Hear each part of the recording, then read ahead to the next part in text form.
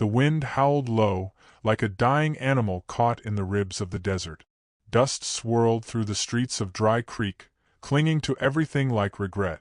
There were no trees in this part of the country anymore, not since the last fires swept through.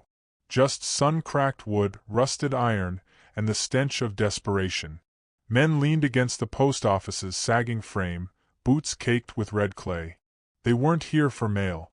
Women, pinched and hollow, whispered behind ragged handkerchief. Eyes darted. Children peeked out from behind skirts, too afraid to speak. All of them were watching the same thing. A crude platform had been built in the middle of the square. 2 planks nailed together, barely higher than a wagon axle. A bell clanged once, its tone flat, rusted, a sound meant to signal judgment. Sheriff Miles Hawker, broad-shouldered and cruel-eyed, stood beside it. He looked bored, like a man used to cruelty. Tied to the post stood a woman. Her dress was torn, stained with dirt and dried blood. One eye swollen shut. She held herself upright, though her knees trembled. A baby, wrapped in an old cavalry coat, whimpered at her chest. Another child, maybe 4, stood barefoot beside her, clinging to her skirt with one hand and a wooden doll in the other. The auctioneer was a whiskey-sour wreck of a man named Cord Barley. His voice cracked like a whip as he called into the crowd, "One female, 25, maybe younger. Comes with 2 kids. Can cook if she's fed. Don't ask how well." Laughter, low and mean, bubbled from the crowd. "She can't even look at a man right," someone spat. "Still has all her teeth?" another asked. The woman didn't flinch. Her good eye stared out over the crowd, not pleading, not begging. Just waiting. Like a dog that's been beaten enough to know better. Cord's voice rose again. "Starting bid, 1 gold eagle. Take the whole lot, or we break her up." The crowd murmured. Gold was rare in Dry Creek. You could feed a family for a month on a silver dollar. But this wasn't about money. It was about power. Then a shadow moved from the edge of the square. Boots, slow and deliberate, crunched over gravel. Spurs clinked. The man walked like someone who'd come through hell and made peace with it. His coat was long, dusty, and worn at the elbows. His face half hidden under the brim of a sweat-stained hat. A gray horse waited behind him, tied to the hitch rail. He didn't speak. Just stepped forward until he stood before the platform. Cord blinked. "You bidding, mister?" The man looked up. His eyes were pale, not blue, not gray. Just absence, like winter skies before the first snow. He reached into his coat and pulled out a single gold coin. Held it between 2 fingers, let it fall into the dirt. The coin hit the ground with a soft thud. Dust curled around it like smoke. "That all you got?" Cord sneered. The man stared. Said nothing. Behind him, silence rippled through the crowd. Sheriff Hawker folded his arms. "You think you can just buy property here and ride off without say-so?" The man finally spoke. His voice was sandpaper and sorrow. "She's not property." Cord chuckled nervously. "Well, far as the town's concerned." "She's not," the man said again. Flat. Final. For a moment no one moved. Then, slowly, like someone who knew the weight of gentleness, he stepped up to the platform. He reached out his hand. The woman hesitated. He didn't press. The child at her side looked up. His lips moved, but no sound came. He tugged at her dress, pointing to the man. She bent down, whispered something to the boy, then lifted the baby higher on her shoulder. She reached out, hand shaking, and placed it in his. He helped her down, cradled the baby in one arm, balanced the toddler on his hip. No struggle, no complaint. Just action, clean and practiced. From the edge of the square, a drunk barked, "You rescuing her, cowboy, or claiming her for yourself?" The man didn't turn. "Name's Clayton Mercer," he said quietly, "and I don't answer to cowards." Gasped. Someone laughed nervously. Then Sheriff Hawker took a step forward. "You've got nerve," he growled. "You don't know what that woman's done." Mercer turned slowly, fixing him with a stare that made the sheriff's boots look suddenly very small. I know what was done to her, he replied. They locked eyes. The sheriff's jaw worked, grinding teeth. Clayton turned his back on him. He walked through the crowd like Moses through the sea. People moved aside, muttering, unsure what they'd just seen. A man buying a woman like he was saving her. Like he didn't want to own her, only carry what was broken. Behind them, the sheriff called out, "You'll regret it, Mercer. That woman's cursed. Anyone who touches her ends up in the dirt." Clayton paused at the edge of town. The wind picked up again. He looked back, just once. Then he walked on. They reached the edge of the dry creek bed by sundown. The sky was purple and bruised. Coyotes howled far off. Clayton set the children down gently beneath a mesquite tree. Built a fire with care, not haste. Eliza sat in silence, back against a rock. She hadn't said a word since leaving town. Her cheek was raw where the rope had rubbed it. Clayton offered her water. She took it, hands trembling. He didn't push her. Didn't ask her name. He just sat beside the fire, sharpening a knife, glancing toward the horizon. After a while, she spoke. "You could have let me die back there." He didn't look up. "I could have," he said. "Why didn't you?" Clayton paused. "Because I've watched someone I love die. And no one did a damn thing." Silence fell between them. It wasn't peaceful. It was heavy, like the quiet before a storm. The toddler crawled onto his lap and fell asleep. He didn't move him. "You're not from around here," she said eventually. "No one I care about is." She nodded. "You're not afraid of Sheriff Hawker?" "I've seen worse men than him die screaming." She looked at the fire, then at the baby. "They're all I have left." "I figured." Another long pause. "What's your name?" he asked. "Eliza." "Eliza Monroe?" She stiffened. "You heard of me?" "Just enough." He didn't elaborate. She didn't press. The child on his lap stirred, then stilled. Coyotes cried out again, closer this time. He reached for his rifle. "You think they'll follow?" she asked. Clayton stood. Scanned the darkening hills. "If they do," he said, "they'd best bring more than torches and spit." Then he sat back down. The fire cracked between them. Eliza looked at him in the firelight, really looked. There were lines around his eyes, not from age but grief. His hands were scarred. One finger had been broken, healed crooked. He had the bearing of a man who knew how to kill but didn't want to anymore. She pulled the children closer to her, wrapping them in her arms. "I don't know what you expect from me," she whispered. He didn't answer for a long time. Finally, he looked across the flames and said, "I don't expect anything. I just didn't want to ride away from something I could stop." And somehow, that frightened her more than anything else. Because no one had ever said that before. Not without wanting something in return. As the fire burned low, the desert wind carried the sound of hooves from far off. Eliza turned, startled. But Clayton was already reaching for his rifle. He handed her a knife. "Keep it close," he said. She nodded. They sat back to back, guarding the children, staring into the dark. And neither of them said another word. The morning sun bled gold across the desert sky, but it brought no warmth. The chill of night still lingered in the rocks, seeping through their boots as they broke camp. Clayton stirred the last embers of the fire, covering them with ash, then stood and surveyed the land.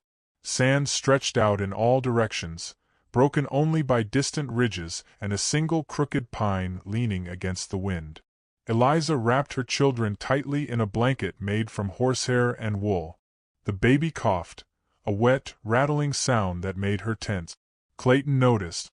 He didn't speak, but reached into his saddlebag and pulled out a tin of dried herbs. He dropped a pinch into a metal cup, poured in water from his canteen, and set it on the coals. She watched him, wary. Trust came slow when you'd spent your life learning how little people were worth to others. "What is it?" she asked quietly. "Yerba buena. For the lungs."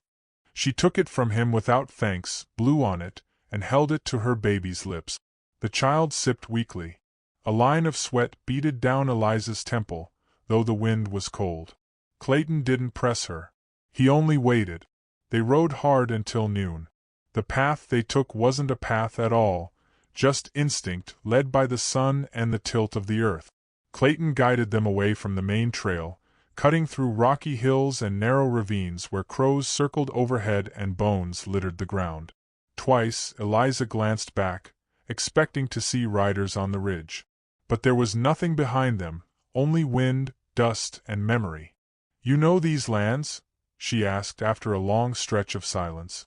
"Well enough to avoid what's hunting in them. You think they'll come?" He didn't look at her. "They don't forget what they think they own." She fell silent again. The children slept most of the ride. The older one, Sam, still hadn't spoken. He'd made no sound since they left Dry Creek. But his eyes missed nothing. They tracked every movement Clayton made, watched how he handled the reins, how he read the land, how he paused before every hill. At dusk, the baby's fever worsened. The child whimpered, cheeks flushed with heat, eyelids heavy and slow. Eliza rocked her gently, desperate to keep panic from her face. Clayton scanned the horizon. "We won't make it to the river by nightfall," he muttered. "Then what?" she snapped. "Just sleep in the open while my baby burns up?" Clayton dismounted. He checked the girl's pulse, touched her forehead with the back of his hand. "There's a cave not far," he said. "North slope. Holds heat." Eliza hesitated. Her pride was raw, worn thin by hunger and fear, but she nodded. They pushed on as the sun dropped behind the cliff. Coyotes began to wail again, closer now, echoing through the rocks like mocking laughter. The trail narrowed, climbing steeply. Eliza clutched the baby against her chest, teeth chattering. Clayton led them up a jagged ledge where each step threatened to give way beneath the horse's hoof. At the top, hidden behind a cluster of boulders, was a cave, low, black-mouthed, and dry. He ducked inside first, rifle ready. When he returned, he simply said, "Safe enough." Inside, the air was warmer. He lit a small fire at the mouth, careful not to let the light spill too far. Eliza laid the baby down on her shawl, pressing a wet rag to her forehead. Sam curled beside his sister, wrapping his tiny arms around her. Clayton handed Eliza a strip of dried venison and a canteen. "You need to eat." "I'm fine." "You're not," he said, his tone sharp enough to quiet her. She took the food, ate slowly. "You ever had to carry a fevered child through the Badlands?" she asked between bites. "No," Clayton said. "But I carried my wife out of a burning house once."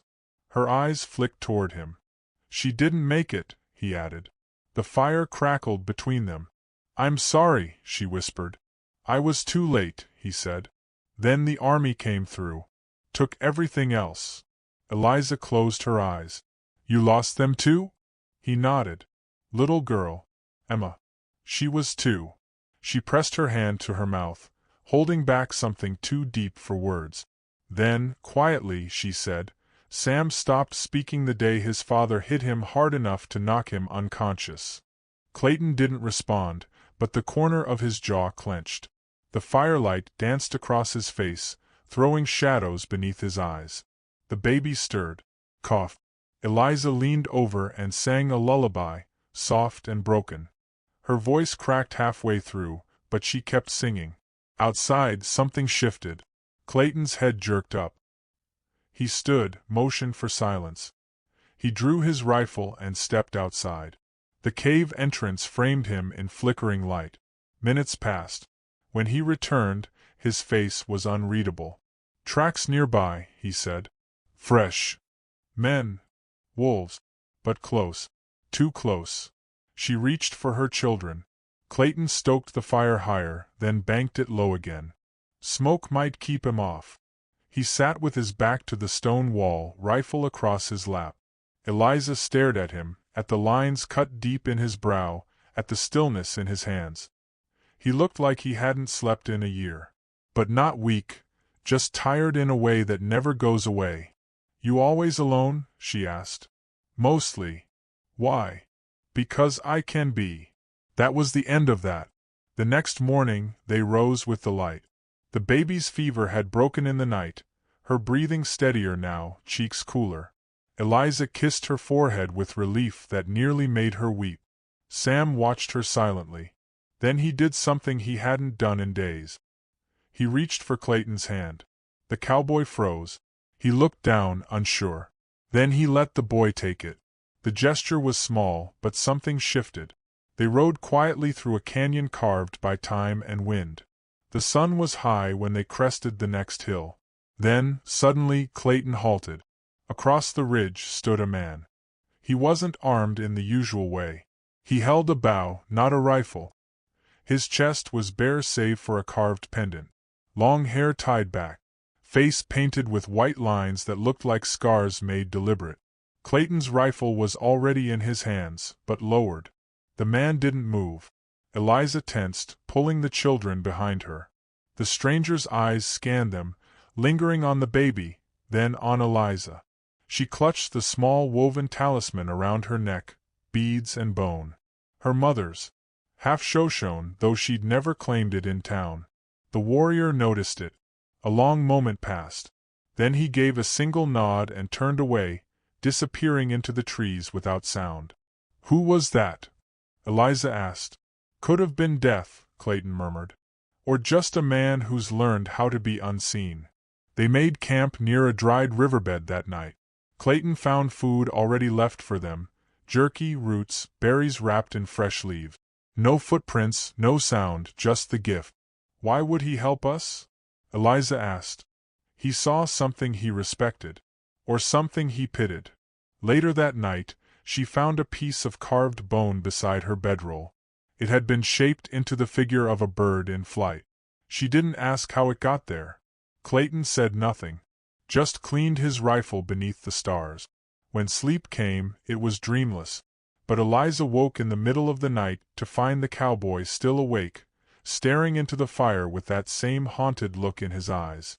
"You ever think you're just running in circles?" she asked softly. Clayton looked at her, long and quiet. "Not if you're carrying someone else forward." That answer stuck with her, like a splinter under the skin. As dawn broke again over the horizon, their tracks continued westward, the desert stretching before them like a challenge yet to be named. The wind shifted that morning, carrying a scent that hadn't been there before, smoke, faint and acrid. Clayton stiffened in the saddle, his hand drifting to the rifle at his side. Eliza felt it too, the sudden weight in the air. Sam clutched her skirt while the baby, now recovering, blinked sleepily against her chest. They were 3 days from the last sight of the Shoshone warrior. Since then, they'd moved quietly through the Badlands, avoiding the obvious paths, drinking from still pools under jagged cliffs, and resting only when exhaustion made refusal impossible. But now the trail twisted through a low basin, and the smell of ash was stronger. "Stay close," Clayton murmured. They moved slowly into a grove of pinyon trees. At first, it seemed empty. Then Eliza saw it, charred earth, a camp torn apart. Blankets shredded. A wagon burned to its bones. And bodies. 4 of them. 2 men, a woman, and a child, no older than Sam. Eliza's hand flew to her mouth. Sam turned his face into her side, trembling. Clayton scanned the scene with sharp eyes, noting the tracks, the angles of the wounds. He knelt beside one of the men and lifted a boot. The heel had been sliced cleanly. "Raiders." "No," Clayton said. This was personal. Eliza swallowed.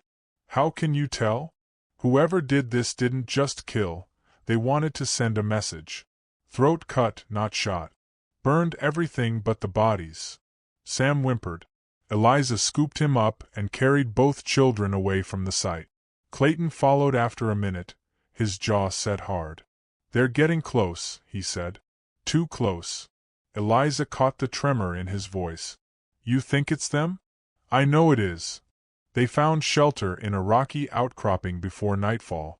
Clayton sat with his rifle across his knees, watching the shadows grow longer. Eliza fed the children quietly, eyes on the horizon. "You still haven't told me," she said. "Told you what?" "Why you bought us. That day at the auction. You didn't have to." Clayton didn't answer at first. Then he said, Because you reminded me of your wife. He nodded. She fought like hell for her daughter. Just like you. Eliza looked away. Her voice softened. What happened to the men who took her? Clayton's eyes turned to stone. They never made it to trial. The fire crackled. The silence between them was heavy, but no longer hostile. There was understanding now, bitter, shared. When the children slept, Clayton stood and walked a perimeter. Eliza followed. You're expecting them. They'll come at night. Like they always do. And you're ready? He looked at her. Are you? She lifted her chin. I've got more to lose than they do. He almost smiled. That night, the desert was too still. No wind. No coyotes. Even the stars seemed sharper, crueler. Clayton barely blinked, eyes fixed on the dark beyond the firelight. Then he heard it. The crunch of gravel under a slow boot. He rose without sound and touched Eliza's shoulder. She was already awake. She gathered the children and moved behind a cluster of rocks, wrapping them in silence.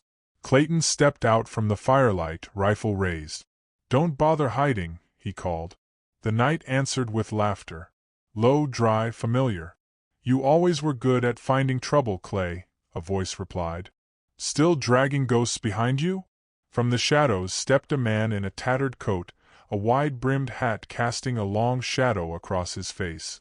Two more followed, rough, lean men with the dead-eyed stare of wolves too long without a kill. Clayton didn't lower the rifle. Didn't expect you to crawl this far west, Boone. Boone grinned, a gold tooth flashing in the firelight. When I heard you'd gone soft, rescuing women and babies, I had to see it for myself. You're not leaving with them. Boone took a step closer. Ain't about them, Clay. It's about you. You left us behind. Took what we earned and vanished. Clayton's eyes didn't waver. What you earned was a noose. Still preaching. Still breathing. Boone signaled with 2 fingers. The others moved wide, flanking the camp. Clayton shot first. One of the men dropped, blood blooming on his chest. Boone ducked behind a boulder, firing wildly. You always were fast, Clay. Clayton rolled, reloaded, and fired again. Dust exploded beside Boone's head. Eliza, hidden behind the rocks, held her breath. Sam was trembling again, but she held him close. Then she saw something move, another man, circling behind them. She grabbed the pistol Clayton had given her days ago. When the figure loomed over the rocks, Eliza didn't hesitate. She fired once, twice. The man fell, groaning. Clayton turned at the sound, saw the man slump beside Eliza's hiding place. His eyes met hers, and something flickered there. Pride. Fear. Something deeper. The gunfight raged on. Clayton took a hit to the shoulder but didn't slow. Boone's last man fled into the dark, limping and howling. Boone stood alone now, pistol raised, but no longer laughing. This how it ends, Clay? Clayton stepped forward, blood soaking his sleeve. You made your choice, he said. And I made mine. Boone fired. Clayton did too. The desert echoed. Boone dropped to his knees. Then fell. Clayton stood there a moment longer, breathing hard, the night settling around him. Then he turned. Eliza ran to him, catching his weight as he stumbled. Blood trickled down his side. Sit down, she ordered. Now. He obeyed. Sam hovered close, wide-eyed. Then, slowly, he stepped forward and touched Clayton's hand again. You all right, boy? Clayton asked, voice rasping. Sam nodded. And then he whispered, Thank you. The word was small, barely formed. But it landed like thunder. Eliza stared, mouth open. Sam hadn't spoken in weeks. Clayton just smiled, weakly. Guess we're all learning how to fight. They buried the bodies at dawn. Boone last. No words were said. When it was done, Eliza sat beside Clayton, wrapping his arm in clean cloth. You think it's over? She asked. For now. You still running? He looked at her. I don't think I want to. She nodded. She understood. The sun rose slowly, painting the desert gold again. But this time, the warmth reached a little deeper. and far off, just at the edge of vision, the shadow of a lone figure stood watching. The Shoshone. Still silent. Still unseen. But no longer a stranger. They left the Badlands behind that day. Ahead of them waited a new country. Harsh, wild, uncertain. But together they moved forward. One step, one breath at a time. They reached the edge of the frontier on the 5th day after the gunfight, riding beneath an open sky that stretched like forever. The wounds, Clayton's in the shoulder, Eliza's deep inside, had scabbed over but still ached in the quiet moments. They traveled in silence, not out of discomfort, but understanding. The kind of silence that meant words had already been said, or didn't need saying at all. Ahead, the town of Willow's Rest sat low in the hills, a cluster of buildings wrapped in mist. It was no more than a trading post and a few weather-beaten homes, but it had what they needed: medicine, food, shelter. And perhaps, for Eliza, something more. Clayton paused at the ridge, squinting toward the town. He hadn't shaved in days, and his coat bore blood and dust, the long ride etched into every wrinkle of his face. He looked every bit the drifter he was, or had been. Eliza stopped beside him, the children bundled in a blanket behind her on the mare. The baby slept soundly now, color back in her cheek. Sam sat tall, a hand resting protectively on his sister's belly. His voice had returned slowly, like a river thawing after winter, and each word he spoke felt like a victory. "You gonna go in with us?" Eliza asked softly. Clayton's eyes stayed on the horizon. "Long as you need me to." The answer was honest, but something in it carried weight. She heard it. The town met them with suspicion. A dusty sheriff with a tired mustache eyed them from the porch of the general store, a hand on his revolver until Clayton nodded first. They got rooms at the inn, too, side by side, and the innkeeper, a widow herself, charged them less after seeing the baby's pale face and Eliza's sunburned arms. Clayton paced the hallway that night, unable to sleep. He checked the windows, stared out over the street. The wind had shifted again, colder, thinner. Something was changing, and he could feel it in his bones. Eliza came out in the middle of the night, barefoot and wrapped in a shawl. "You guarding ghosts?" she asked. "Something like that. You don't have to anymore. They're gone." He glanced at her. "You sure?" "No," she admitted. "But I'm tired of being scared. And I don't want my children to grow up flinching at every shadow." She stepped closer, close enough to smell the campfire smoke still clinging to his shirt. "You saved us, Clayton." "I didn't save anyone," he said, eyes darkening. "I just killed faster than the men who would have hurt you, and stood between us and the world every night since. That counts for something." He stared down at her, the night heavy between them. Then, softly, "You don't owe me anything." "I know," she said. "But maybe you owe yourself something." She reached up and touched the edge of his coat. "When was the last time you let someone stay?" He didn't answer. Couldn't. In the days that followed, Eliza found work at the chapel school, sewing and helping with lessons. The children flourished under her care, and slowly, she became part of something again. The other women began to greet her. The storekeeper offered her credit. Sam started playing with a boy named Harris, who lived near the stables. Laughter returned to his voice, cautious at first, then bold. Clayton watched it all from a distance. He fixed the roof on the livery barn, helped dig irrigation ditches. A man like him always found things to do. But each sunset, he lingered by the fence near the edge of town, staring west, like he was listening to something nobody else could hear. One afternoon, Eliza came to find him. "You're leaving," she said, not as a question. Clayton didn't deny it. "I was never meant to stop anywhere long." "You could be. I've got too much blood behind me." "So do I." He looked at her then, really looked. Saw the strength in her eyes, the steadiness in her shoulders. She wasn't the broken widow from the auction block anymore. She had become something harder, gentler, more powerful than either of them had expected. "I don't know how to be still," he said. "You taught my son how to speak again." You can learn anything. He smiled faintly.